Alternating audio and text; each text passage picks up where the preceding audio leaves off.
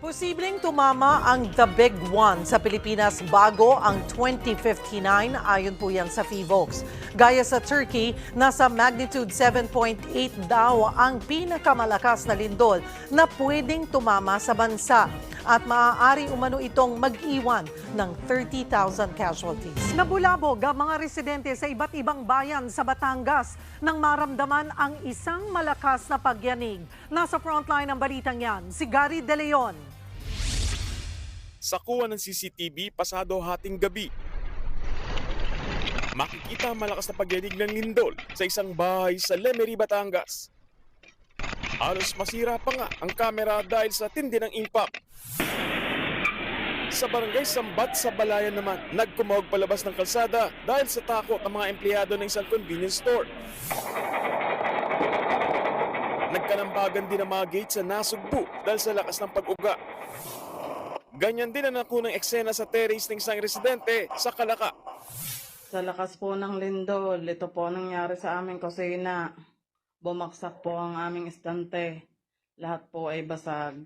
Nagkalat naman ang mga basag na gamit sa bahay ni Marites Atahar nang mawasak ang patungan ng mga ito. Ayon sa PHIVOLCS, tumama ang magnitude 4.7 na lindol sa Batangas. Nakita lang ang epicenter nito sa lungsod ng Calaca, 12:43 ng madaling araw. Naramdaman din ang pagyanig sa mga kalapit na lugar. Wala namang naitalang nasaktan sa lindol. Nakatira tayo sa isang bansa kung saan hindi natin hawak ang kapalarang bigla na lang yayanig ang lupa. Isang katotohanan na hindi natin matatakasan dahil ang Pilipinas ay nasa Pacific Ring of Fire. Dito, ang bawat segundo ay mahalaga, ang bawat galaw ay may kapalit, at ang bawat lindol ay nagiiwan ng takot.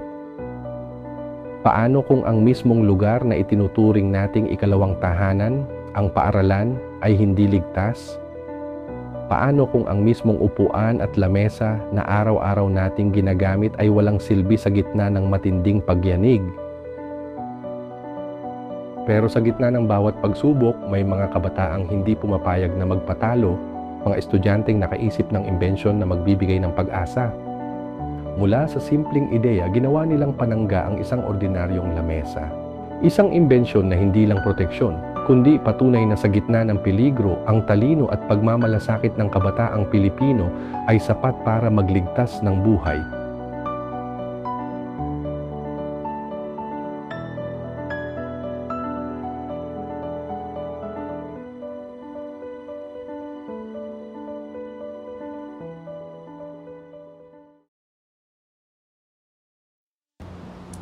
So good day everybody. So kami nga pala yung team from Aklan Valley High School.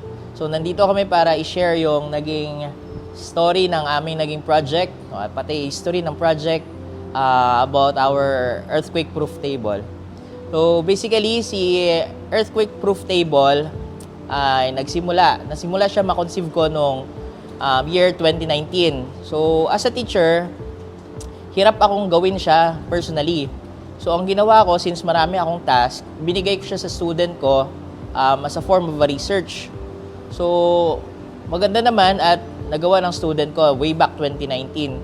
So, every year, ang ginagawa namin was we tried to innovate and improve the project. So, fast forward, ngayon, year 2025,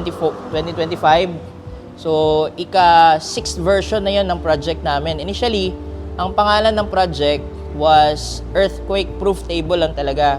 But because of the developments, every year nagbabago-bago rin yung kanyang pangalan. From Earthquake-Proof Table, naging Project Citadel, naging Hapag, and finally, yung pinaka-latest niyang pangalan is SHIELD. Safe Haven for Instruction and Emergency Life-Saving Desk. So ayun nga, naisali na namin yung project sa pinaka-latest na competition namin, which is yung inorganize ng DOST SEI, which is yung 8 I Make, We Make na competition. Before we had yung final presentation namin sa 8 I Make, We Make, we had like parang a booth camp noong December. So during the booth camp, yung gin-impress ng speaker sa amin is to innovate not for the sake of innovation, but innovate for the sake of the nation.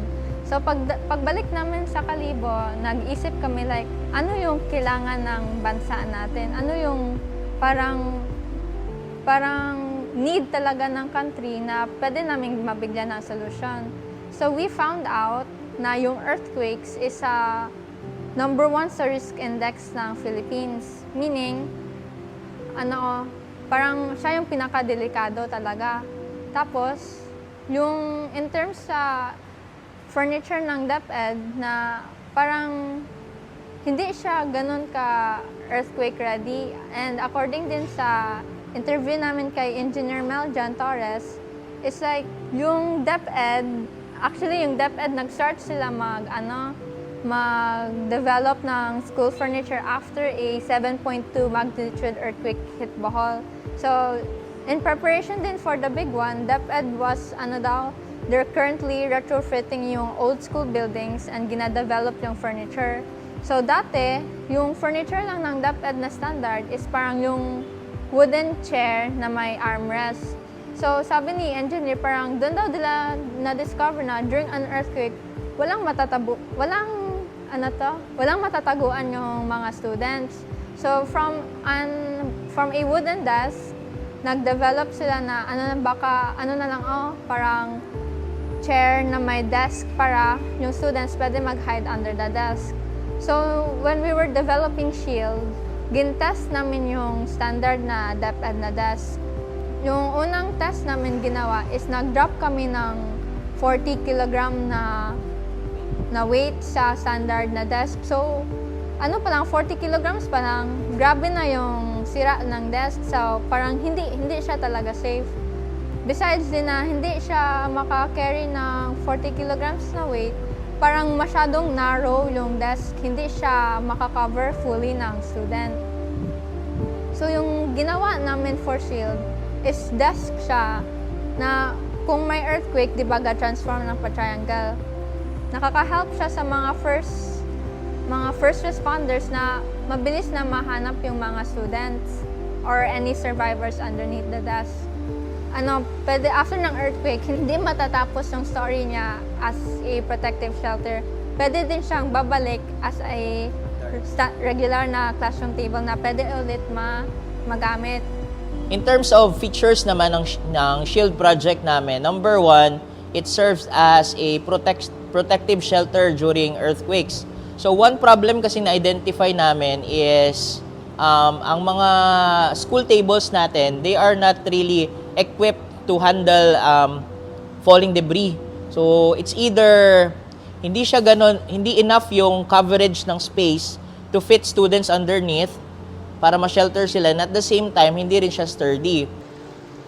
So in terms of patentability, yung nahanap naming table na may existing table na similar kay Shield na may patent is yung earthquake-proof table na gin-develop ni Arthur Brutter and Ido Bruno. So yung table nila na gin-develop na yun is parang may durable structure siya na makaka-help mag-shield ng students. And I think gin-develop nila yun, affordable na earthquake designated table para sa mga students. So yung difference ng table nila and yung kay Shield is si Shield may IoT capabilities and may structural transformation. Tapos, during an earthquake, nakaka-log si Shield ng seismic activity and yung nakaka-aid din siya sa first aid and first responders na maka-help mag-locate ng mga survivors. Tapos, after an earthquake, si Shield pwede siyang ma-reuse tapos madali siya ma-repair. So in conclusion, although may marami pang test na kailangan para kay Shield, si Shield nakashow siya ng potential na maka-help talaga siya na mag-aid sa students and mag-record ng data regarding sa seismic activity. Tapos yung data na yun, pwedeng magamit ng mga researchers or any institution na interested sa disaster mitigation. And besides that, nakaka-help siya sa mga students na mag-provide ng readily available na structure kung saan sila pwedeng ma-protect during an earthquake para hindi na sila mag-panic kung maglabas, baka doon pa sila madisgrasya. Parang makaka-feel sila na safe sila doon sa loob. So doon talaga nag-start yung project. So ang tabletops ng Project Shield, ang nangyayari is once na nagde-detect siya once nakadetect siya ng strong earthquake, like for example, magnitude 4 and up, so ang nangyayari, yung kanyang tabletops ay nagko-convert into a triangular structure. So yung triangular structure na to, ito yung tumutulong sa kanya para ma-disperse yung falling debris. So pwede niya ma-disperse properly yung weight para hindi isolated or hindi strong yung impact sa isang location lang. Also at the same time, ang isang problem pa ng mga during earthquakes is pag halimbawa na natabunan sila ng rubble, wala silang way para makapag-communicate outside. So ang isa pang feature ng Project Shield namin is meron siyang built-in camera na nagsushow ng live feed sa mga rescuers natin. And at the same time, meron din siyang mga strobe lights and buzzers para madali silang ma-identify ng mga rescuers. And at the same time, meron ding mga compartments wherein may readily available na mga emergency supplies and food kung ano man yung need nila. And also, meron pa siyang connectivity sa cloud. So, ang nangyayari, may mga built-in sensors si Shield na constantly nag-upload at nagre-record ng data. Which is yung data na to, pwede siyang ma-access ng mga LGU natin and anybody na which is authorized para ma-analyze yung mga sensor readings. Pwedeng magamit for future research. And at the same time, yung pinakamaganda talagang feature ng Project Shield is yung framework or yung structure niya. It is triangular in shape. It's very sturdy. So based from our experiments, ang maximum load lang talaga niyang kaya i-handle sa ngayon ay 80 kilograms. Actually, wala siyang deflections pa sa ngayon. Nag-conduct kami ng dynamic and static load test. So sa dynamic load test, ang ginawa namin, nag-drop kami ng different weight sa height na 2.7 meters based sa standard ceiling height natin. So, nag-start kami from 10 kilograms up to 80 kilograms. So, ang ginawa namin, hinila lang namin yon, then drinap natin siya. So, ang nangyari, in-observe namin kung meron bang deflections na nangyari sa table. So, as of the moment, wala talaga.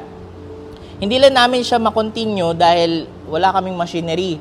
So, nahihirapan na yung mga bata na mag-pull ng weight beyond 80 kilograms. So, we decided to stop the dynamic load test until 80 kilograms. So, we've conducted multiple tests for Shield. First is we've conducted the strength test. So, through strength test, dito natin matetest kung gaano ka-durable si Shield. And we also conducted functionality tests. So, tinest namin yung each isolated component ni Shield, kung gumagana ba talaga siya.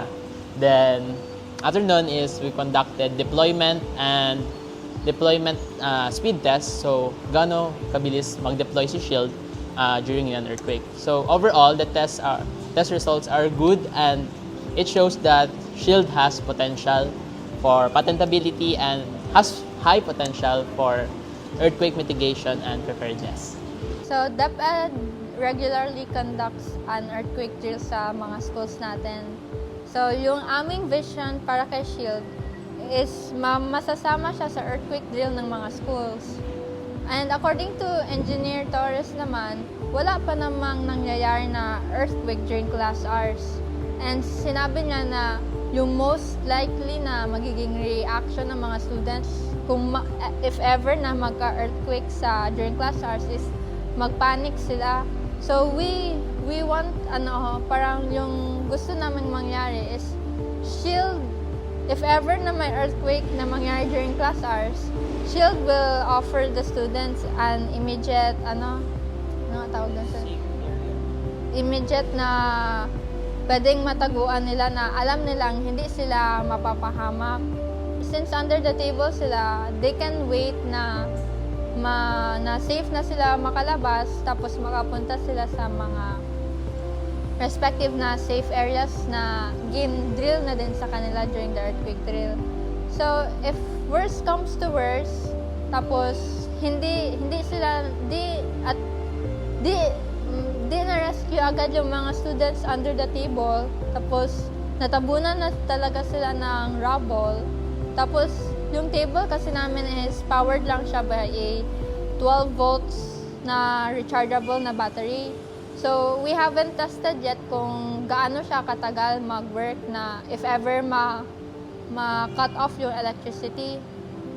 So since yung iba naming parts is yung ESP32 camera and yung pag-upload ng MPU 6050 sa cloud is need ng Wi-Fi connection. Yung mangyayari if ever mawala ng Wi-Fi or mawala ng power is yung last na recorded na data is pwede pa rin makita ng mga LGUs and ng mga rescuers. Tapos, yung strobe lights and yung buzzer, if ever talaga na hindi na sila mag-work, there is a whistle and a flashlight kasama sa compartment namin.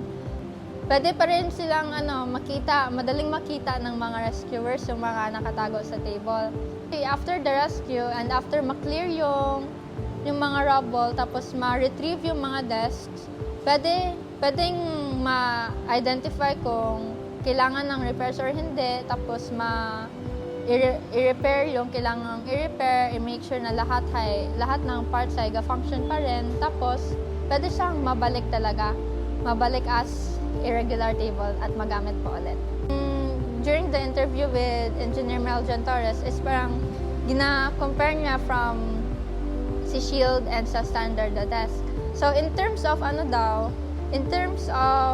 yung pricing and yung cost, yung si Shield kasi namin is 9,905 pesos yung total cost namin na gastos sa isang table. And then i-compare daw yun sa 4,800.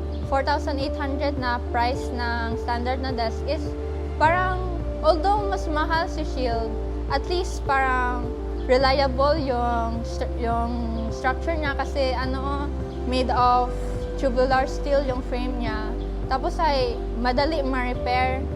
Kung yung only repairments lang magiging if ever ni Shield is yung tabletops niya sa 4,800 and sa 9,905, parang yung sabi sa amin is parang worth it na investment kasi durable na siya, nakaka-protect pa ng mga students, tapos nakaka-give pa siya ng vital na data para maka-help na maka-rescue kaagad ng mga survivors.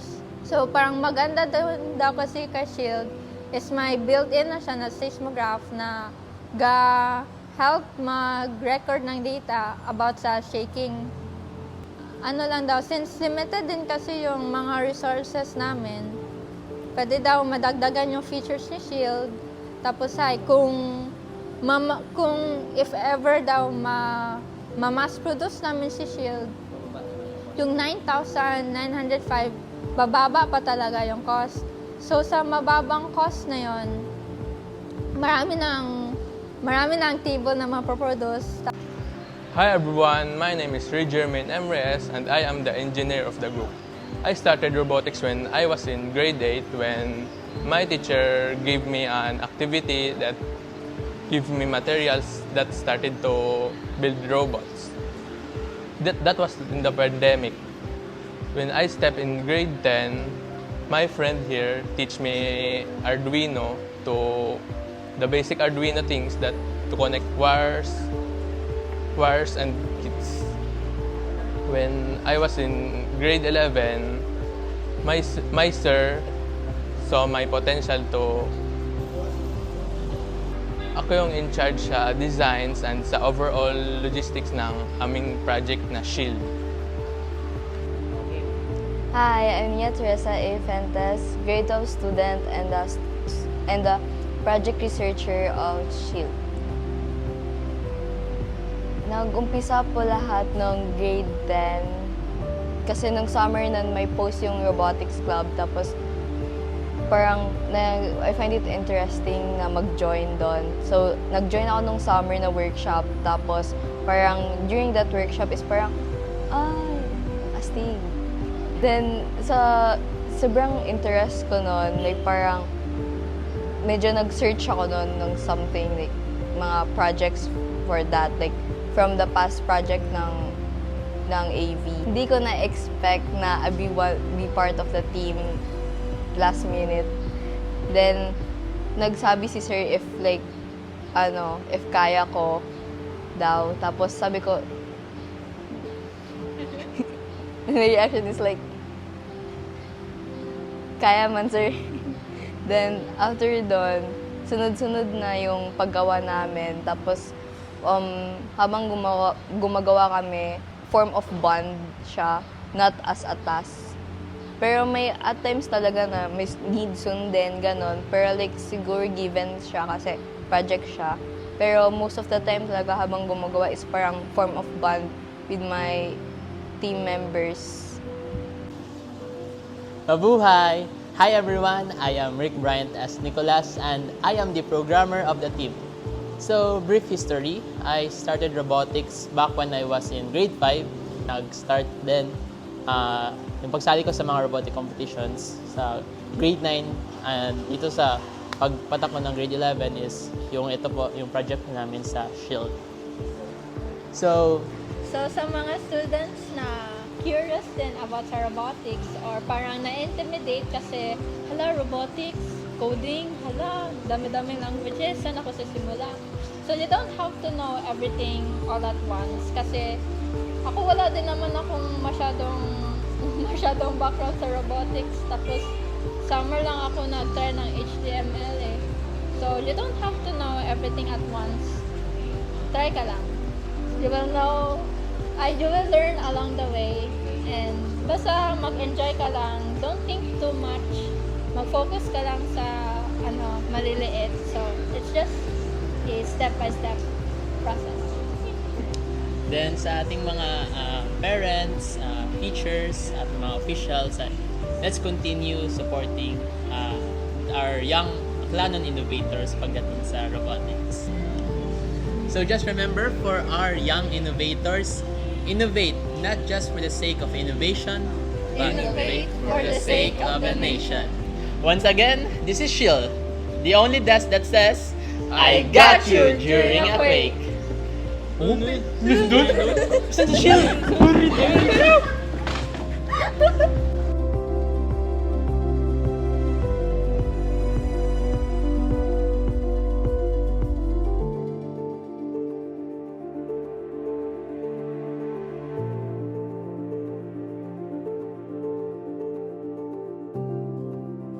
Thank you.